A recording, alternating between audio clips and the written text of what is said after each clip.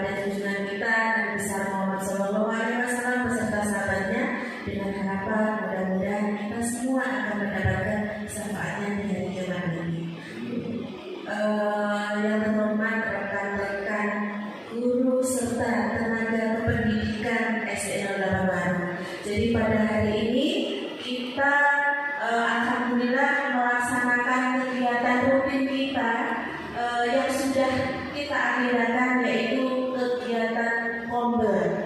Nah, pada hari ini nanti kita akan mendapatkan materi daripada Bapak Nur Rahmat Hidayat, yang mana beliau nanti akan menyampaikan tentang pembelajaran berbasis proyek dengan komunitas belajar sekolah.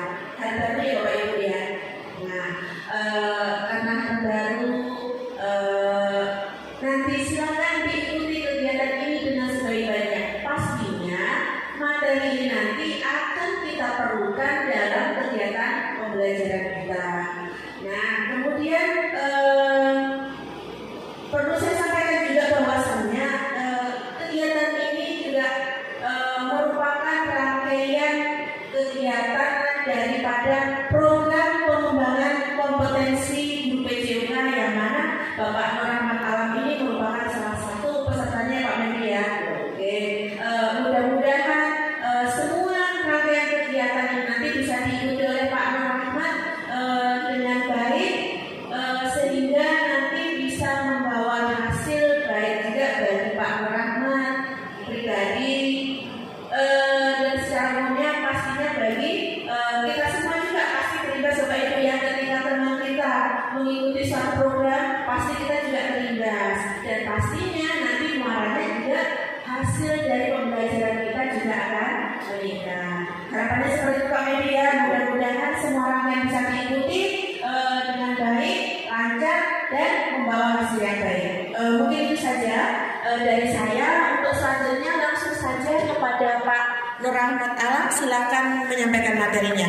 Akhir kata, wabillahi taufiq wal hidayah. Wassalamualaikum warahmatullahi wabarakatuh.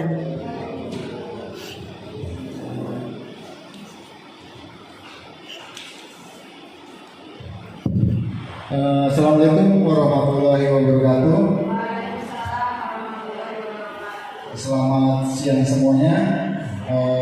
Alhamdulillah pada kesempatan ini kita bisa berkumpul kembali dalam kegiatan kombel SDN 08 Baru, kegiatan rutin kita yang dilaksanakan setiap bulannya. Pada kesempatan hari ini saya membawakan materi atau memaparkan program pengembangan kompetensi guru PJOK yang notabene yaitu rencana tindak lanjut mengenai program PKB ini. Pada kesempatan ini saya akan membawakan mengenai pembelajaran berbasis proyek, ya, pembelajaran berbasis proyek yang bagaimana kita bekerja sama dengan komunitas belajar di sekolah. Jadi metode pembelajaran yang menggunakan berbasis proyek merupakan sebagai media atau peserta didik melakukan eksplorasi ya, dan penilaian, interpretasi, kemudian sintesis dan informasi untuk menghasilkan berbagai bentuk hasil belajar yang berpusat pada peserta didik itu sendiri. Jadi manfaat dari penerapan pembelajaran berbasis proyek di kelas itu merupakan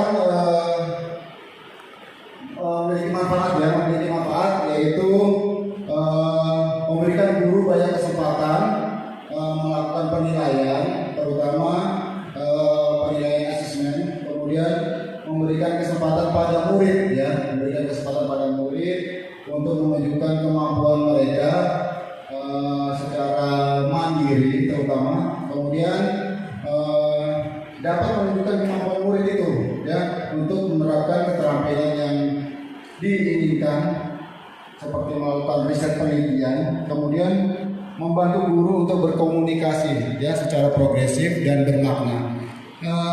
Jadi rencana tindak lanjut program ini, saya rencana mengambil tema yaitu aktivitas fisik sehat di sekolahku. Mengapa saya mengambil aktivitas fisik? Ini berkaitan dengan bagaimana siswa itu memiliki badan yang sehat, bugar, dan menyehatkan. Jadi saya mengambil tema tersebut.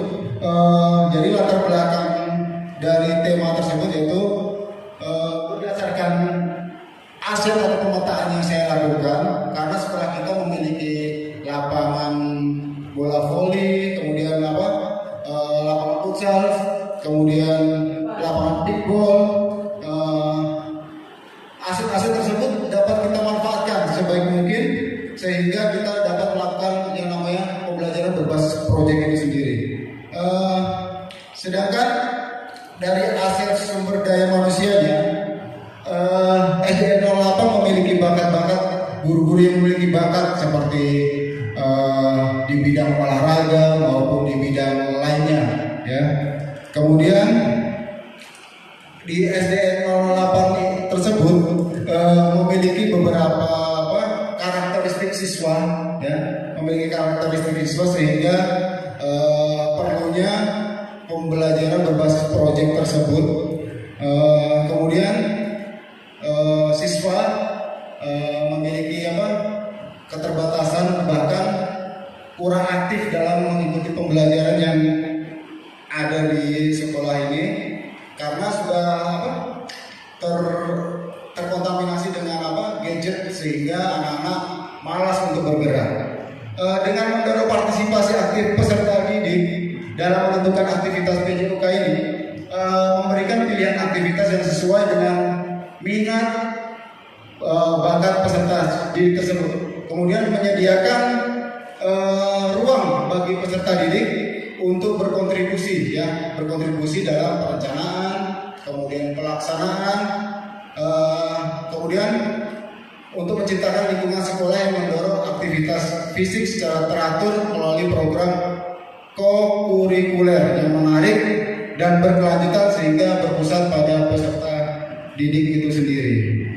Jadi kokurikuler adalah kegiatan pembelajaran peserta didik yang dilaksanakan untuk penguatan, pendalaman, atau pengayaan mata pelajaran yang telah dipelajari dalam kegiatan intrakurikuler di kelas itu sendiri. Kemudian selanjutnya tujuan, ya. Jadi tujuan program dari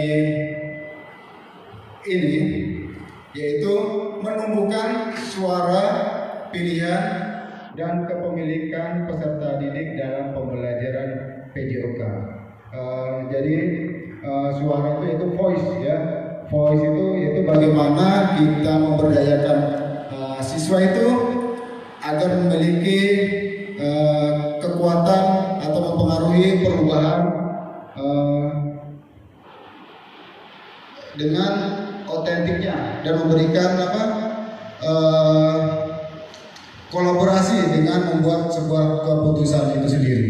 Kemudian choice atau pilihan itu memberikan pilihan dalam proses belajar mereka itu sendiri, ya. Kemudian ownership atau kepemilikan, jadi mengacu pada keterhubungan, kemudian keterlibatan aktif peserta itu sendiri, kemudian minat pribadi dalam proses belajar. Jadi tujuan dari program yang saya buat ini yaitu yang pertama meningkatkan partisipasi aktif, ya, partisipasi aktif peserta didik dalam sebuah pembelajaran PJOK. Mungkin tidak hanya pembelajaran PJOK saja. Jadi pelajaran agama, kemudian pelajaran-pelajaran yang sifatnya di kelas, kita bisa menggunakan pembelajaran berbasis proyek itu sendiri. Kemudian memfasilitasi pembelajaran PJOK yang sesuai dengan minat dan kebutuhan peserta didik tersebut. Kemudian yang ketiga melibatkan komunitas belajar. Jadi kita berkolaborasi. Di sini tidak hanya guru mapelnya saja, tapi kita berkolaborasi dengan komunitas belajar yang ada di sekolah untuk mendukung pembelajaran yang berpusat pada peserta didik tersebut. Kemudian capaian langkah-langkah dan hasil yang diharapkan. Capaian yang ingin diharapkan yaitu partisipasi aktif, ya. Jadi partisipasi aktif dari peserta didik dalam perencanaan kegiatan PJOK itu. Jadi diharapkan bisa aktif 90% paling tidak, supaya kegiatan atau pembelajaran berbasis proyek itu berjalan dengan baik. Kemudian pelaksanaan minimal 2 proyek, ya. Jadi paling tidak peserta didik tersebut dapat memilih 2 proyek atau proyek dalam setiap semesternya. Kemudian capaian yang terakhir yaitu agar peningkatan hasil belajar PJOK atau mata pelajaran lain dapat naik, ya. Kemudian dari capaian tersebut kita harus tahu langkah-langkah apa yang harus kita ambil dalam pembelajaran berbasis proyek ini. Yaitu yang pertama itu kita harus mengadakan yaitu sebuah perencanaan, ya. Perencanaannya itu apa aja? Yaitu mengadakan sesi penyuluhan. Jadi supaya peserta didik tersebut tidak kaget ataupun dapat mengikuti dengan baik sesuai dengan target kita. Jadi perlu penyuluhan tentang manfaat aktivitas fisik itu sendiri oleh guru PJOK ataupun pelatih atau orang-orang yang berprofesional di bidang fisik tersebut. Kemudian hasil yang diharapkan apa? Ya, siswa memahami pentingnya aktivitas fisik itu sendiri dan termotivasi untuk berpartisipasi mengikuti pembelajaran berbasis proyek itu sendiri. Kemudian partisipasi dalam aktivitas fisik. Jadi bagaimana mengatur waktunya? Untuk pengaturan waktu kita bisa fleksibel, jadi tidak waktunya itu saja, tapi kita bisa sesuai dengan kegiatan yang di luar jam sekolah bisa kita lakukan. Jadi jadwal mingguan untuk berbagai kegiatan fisik seperti senam pagi, lari santai, dan bentuk permainan. Hal ini yaitu diharapkan siswa rutin berpartisipasi dalam kegiatan fisik sesuai jadwal yang telah ditetapkan. Kemudian langkah-langkah yang ketiga yaitu melakukan budaya sehat di sekolah. Ya, contohnya seperti kita kayak kampanye dalam arti di sini bukan kampanye politik, ya Bapak Ibu. Jadi kita kampanye sehat bersama seperti yang telah kita lakukan, seperti kayak kampanye makan makanan bergizi, itu termasuk dari sebuah kampanye untuk menjaga sehat bersama. Jadi kita melibatkan komunitas-komunitas yang ada di sekolah untuk membangun yang namanya kampanye sehat bersama tersebut. Hasil yang kita harapkan yaitu terbentuknya komunitas yang peduli akan kesehatan dan aktif dalam berbagai kegiatan fisik itu kita sendiri. Kemudian yang keempat langkahnya yaitu pengembangan keterampilan motorik dan sosial. Ini biasanya kegiatan yang ditunggu-tunggu oleh peserta didik. Jadi kita di sekolah bisa mengadakan kayak turnamen olahraga kecil-kecilan, misalnya antar siswa dengan melakukan misalnya kegiatan turnamen sepak bola, bola voli, ataupun pickball, supaya sebagai daya tarik siswa itu sendiri, ya, supaya jadi daya tarik dan siswa dapat mengembangkan keterampilan motorik dan belajar bekerja sama dalam sebuah tim. Kemudian langkah yang terakhir yaitu kita melakukan refleksi atau evaluasi dari proyek yang telah kita lakukan oleh bersama peserta didik tersebut. Analisis hasil belajar dan umpan balik dari komunitas belajar. Kemudian, struktur program dan mitra dalam komunitas belajar. Yang pertama yaitu kita tahu struktur programnya ya. Jadi skala program yang kita lakukan ini yaitu targetnya yaitu dari kelas 4 sampai kelas 6, karena usia-usia tersebut adalah usia yang matang dan paham mengenai sebuah pertandingan dan tidak terlalu beresiko. Kemudian pengaturan dan durasi program yaitu program yang akan berlangsung selama 1 semester yaitu 6 bulan. Kemudian waktu setiap hari Jumat sore bisa kita lakukan selama 2 jam, karena anak-anak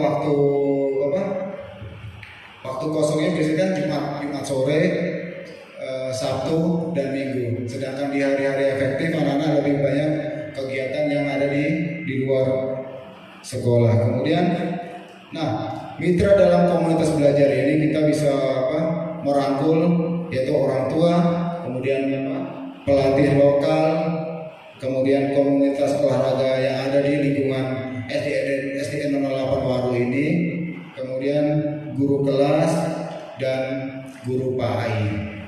Ya, mungkin dari sini ada yang mau ditanyakan sebelum saya lanjut ke selanjutnya.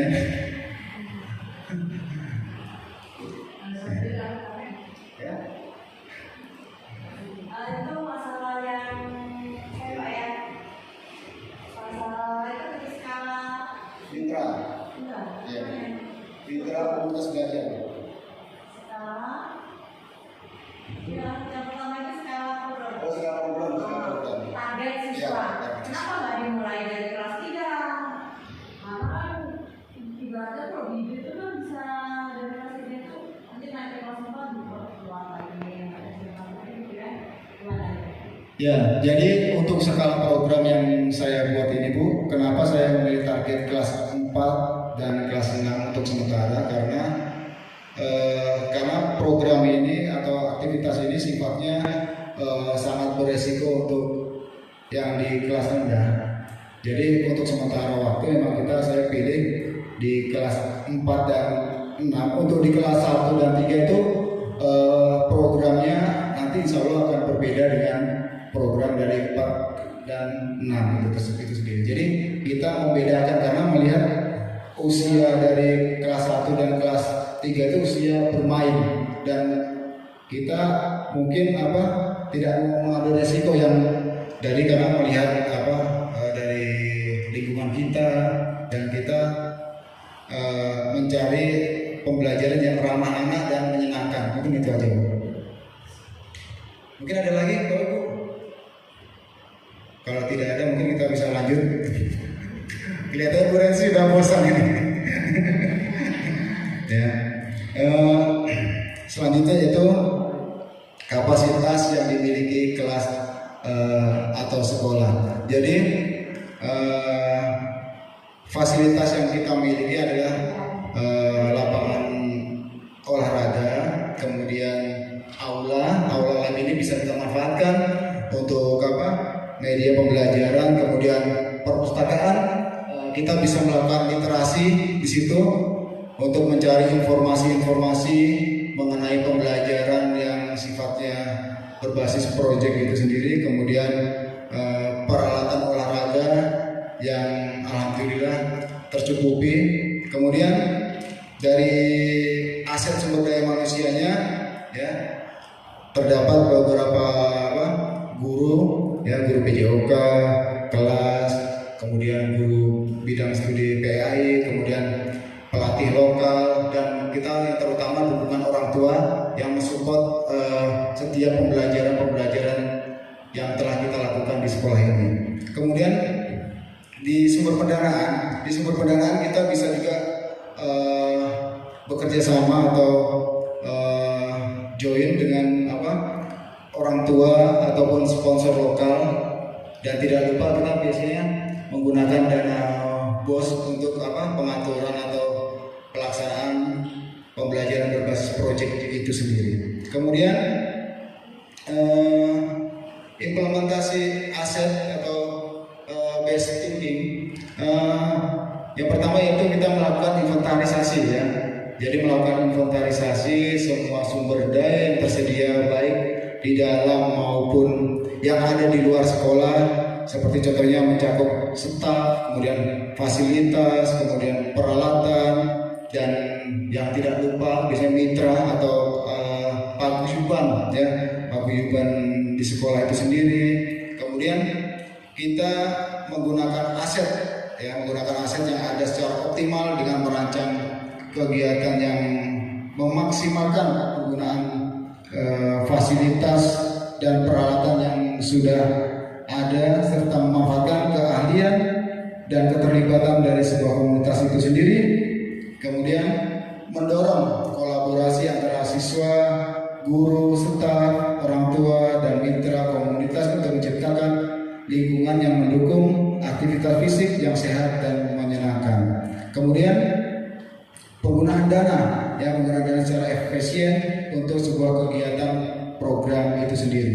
Kemudian pemanfaatan teknologi untuk sebuah edukasi, apalagi kita pembelajaran sekarang ini sudah pembelajaran abad 21. Jadi hampir semua kita menggunakan teknologi dalam sebuah pembelajaran. Itu sudah tidak akan terlepas tuh. Pasti akan kita sangat membutuhkan yang namanya sebuah teknologi untuk searching sebuah pembelajaran, apalagi keterbatasan pembelajaran yang ada di sekolah kita itu sendiri. Kemudian kita itu rencana evaluasi. Rencana evaluasinya seperti apa? Yaitu yang pertama melakukan pengumpulan informasi. Jadi yang pertama yaitu kita melakukan survei kepada peserta didik sebelum dan sesudah melakukan program itu sendiri.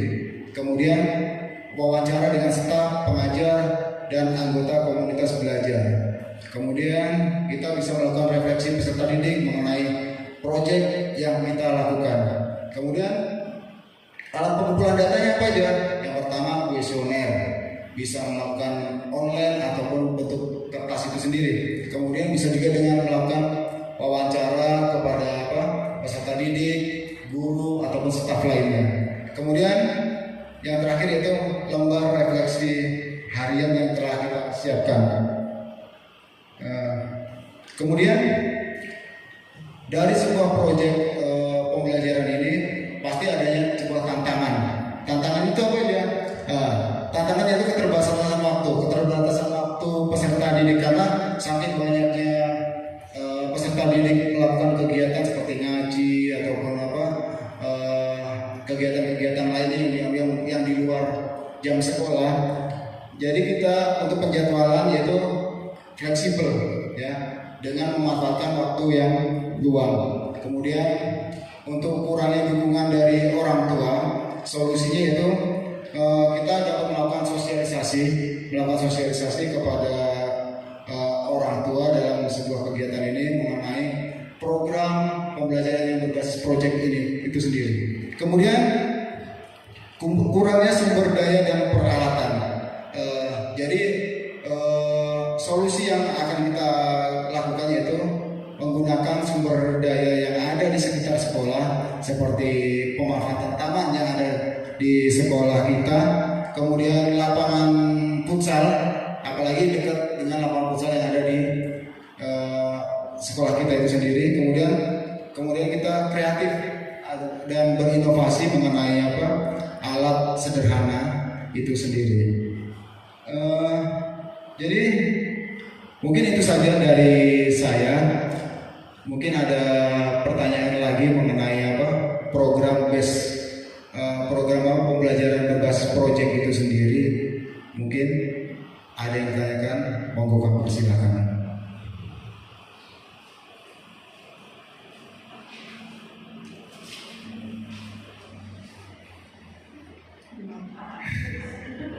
Yang bagaimana Bapak Ibu? Boleh tanya?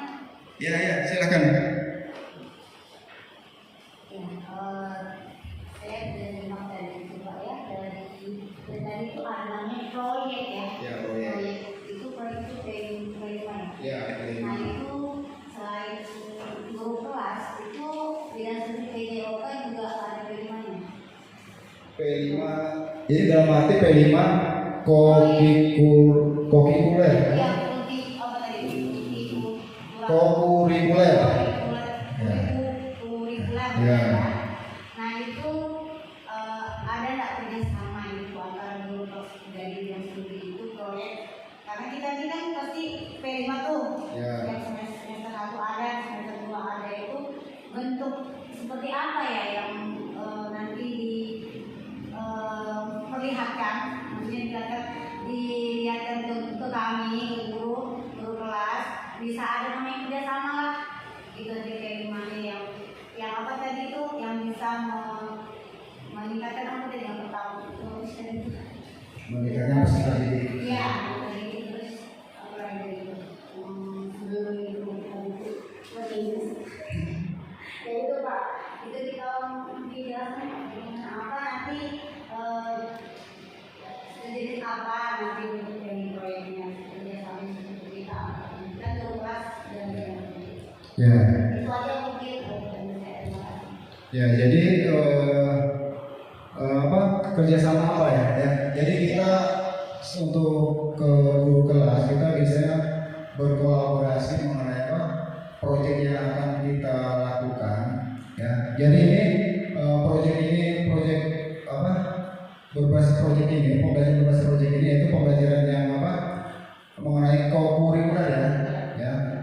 Jadi kokurikuler itu pembelajaran peserta yang dilaksanakan untuk penguatan pendalaman atau pengayaan mata pelajaran ya. Jadi kita bisa bekerja sama mengenai misalnya dari strategi pembelajaran, kemudian kita berkolaborasi mengenai proyek yang akan kita lakukan misalnya. Nah, jadi kita bisa bekerja sama untuk mengikuti pembelajaran seperti itu. Gitu aja.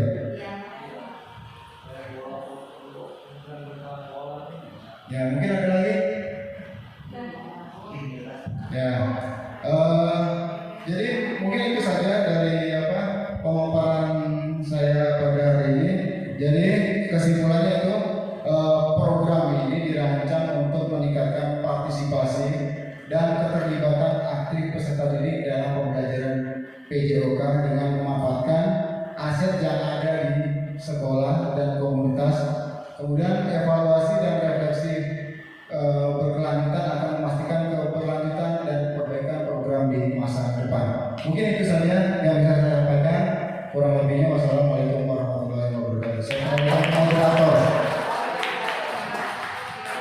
Baik, terima kasih Pak Benny, luar biasa ya materinya Bapak Ibu ya. Dan akhirnya kita dapat materi baru lagi yang mana ini nanti bisa kita implementasikan dalam pembelajaran. Mungkin itu sudah Pak Benny ya, sudah paham semua Bapak Ibu ya.